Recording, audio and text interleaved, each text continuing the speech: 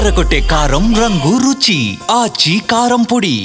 ఏ party అయినా కష్టకాలంలో ఉన్నప్పుడు నేతలు ఎంత కలిసి ఉంటే అంత మంచిది. కానీ అదేంటో అక్కడ కారు పార్టీ నేతలు నిలువునా చీలిపోయి కాలం వెల్లదీస్తున్నారు.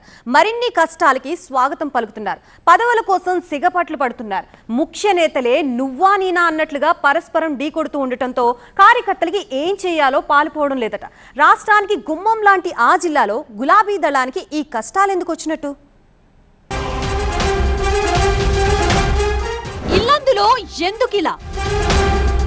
రెండు వర్గాలుగా బీఆర్ఎస్, ఓవైపు రేఖ, మరోవైపు హరిప్రియ. పదవులు పెట్టిన పంచాయతీ. ఇప్పటికే ఉమ్మడి ఖమ్మం జిల్లాలో ఘోర పరాభవం మూటగట్టుకున్న బీఆర్ఎస్ పార్టీ చుక్కాని లేని నావలా తయారైంది.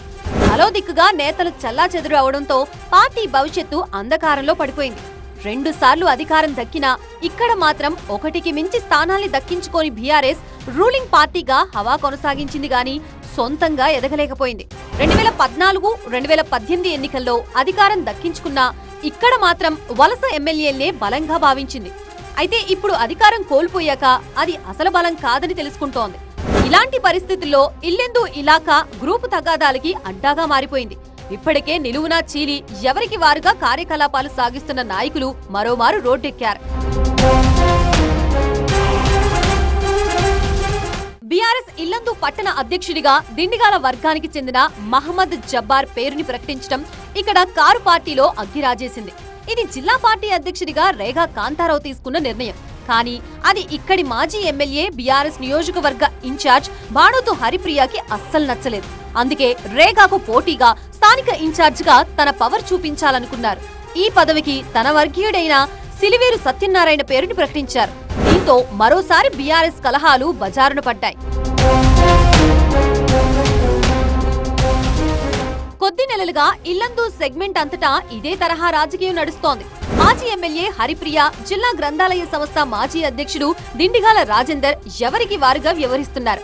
పార్టీ పిలుపునిచ్చిన కార్యక్రమాలు, ప్రభుత్వానికి వ్యతిరేకంగా చేపట్టే ఆందోళనలు, నిరసనలు ఇలా అన్ని వేరువేరుగానే నిర్వహిస్తున్నారు. అయితే ఎన్నికల్లో ఓటమి తర్వాత క్యాడర్ ని హరిప్రియ పట్టించుకోవడం లేదని ఆరోపిస్తున్న రాజేందర్ సేవాలాల్ సేనా వ్యవస్థాపక అధ్యక్షుడైన ముఖ్య సంజీవ్ నాయక్ ని రంగంలోకి దింపారు. కొద్ది నెలలుగా నియోజకవర్గంలో తన వర్గం నిర్వహిస్తున్న పార్టీ కార్యక్రమాలకు సంజీవ్ నాయక్ ను ఆహ్వానిస్తున్నారు. దీంతో అప్రమత్తమైన హరిప్రియ తన అనుచరుల్ని, అభిమానుల్ని కాపాడుకునేందుకు స్వయంగా క్షేత్రంలో దిగారు. నియోజకవర్గ వ్యాప్తంగా పార్టీ కార్యక్రమాల్ని దిండిగాల రాజేందర్ కు పోటీగా నిర్వహిస్తున్నారు. దీంతో పార్టీ రెండుగా చీలిపోయింది. రాబోయే శాసనసభ ఎన్నికల్లో బీఆర్ఎస్ అభ్యర్థిగా తానే పోటీలో ఉంటానన్న ధీమాతో నియోజకవర్గంలోని పలు మండలాలు చుట్టేస్తున్నారు మాజీ ఎమ్మెల్యే హరిప్రియ. అయితే అనూహ్యంగా ఆమెకి వ్యతిరేకంగా రాజేందర్, సంజీవ్ నాయక్ ని ఇల్లందు నియోజకవర్గ కార్యక్రమాల్లో భాగస్వామిని చేస్తూ ఉండటం పార్టీలో విభేదాలకి కారణమవుతోంది. కొన్ని సందర్భాల్లో పరస్పర దూషణలు, బెదిరింపులకి సైతం దిగుతున్నారు నేతలు.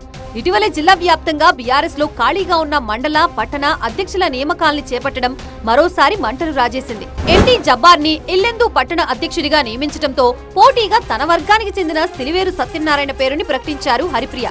అంతేకాదు నియామక పత్రాన్ని కూడా జారీ చేశారు. ఈ వ్యవహారంలో పరస్పరం రాష్ట్ర నాయకత్వానికి కూడా ఫిర్యాదు చేసుకున్నాయి రెండు వర్గాలు.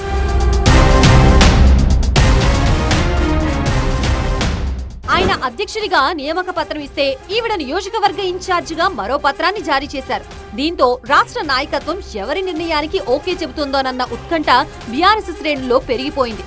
అధికారం కోల్పోయిన క్లిష్ట సమయంలో తామంతా ధైర్యంగా కేసీఆర్ నాయకత్వంపై విశ్వాసంతో పనిచేస్తుంటే పెత్తనం కోసం ఇల్లందు నియోజకవర్గ నాయకులు చేస్తున్న ఈ రాజకీయం ఇబ్బందికరంగా మారుతోందని గులాబీ కార్యకర్తలు వాపోతున్న పరిస్థితి కనిపిస్తోంది. వీలైనంత త్వరగా ఇల్లందు నియోజకవర్గంపై దృష్టి సారించాలని, లేదంటే భారీ నష్టం తప్పదని రాష్ట్ర నాయకులకు విజ్ఞప్తులు చేస్తున్నారు కార్యకర్తలు, ద్వితీయ శ్రేణి నాయకులు. అయితే పార్టీలో ఖాళీగా ఉన్న పదవుల్ని భర్తీ చేయాలని పార్టీ వర్కింగ్ ప్రెసిడెంట్ కేటీఆర్ ఆదేశించడంతోనే ఈ నియామకాలు చేపట్టినట్టు రేగా కాంతారావు చెబుతున్నారు. క్రమశిక్షణతో పనిచేసే వారినే పరిగణలోకి తీసుకుంటున్నట్లు ఆయన అంటుంటే, నియోజకవర్గ ఇన్ఛార్జిగా ఉన్న మాజీ ఎమ్మెల్యే హరిప్రియ మాత్రం తనని సంప్రదించకుండా ఈ ఇలాకాలో నియామకాలు ఎలా చేస్తారని ప్రశ్నిస్తున్నారు. అయితే ఈ పంతాలు, పట్టింపులు పార్టీని ఇంకెంత నష్టపరుస్తాయోనన్న ఆందోళన క్యాడర్లో వ్యక్తమవుతోంది.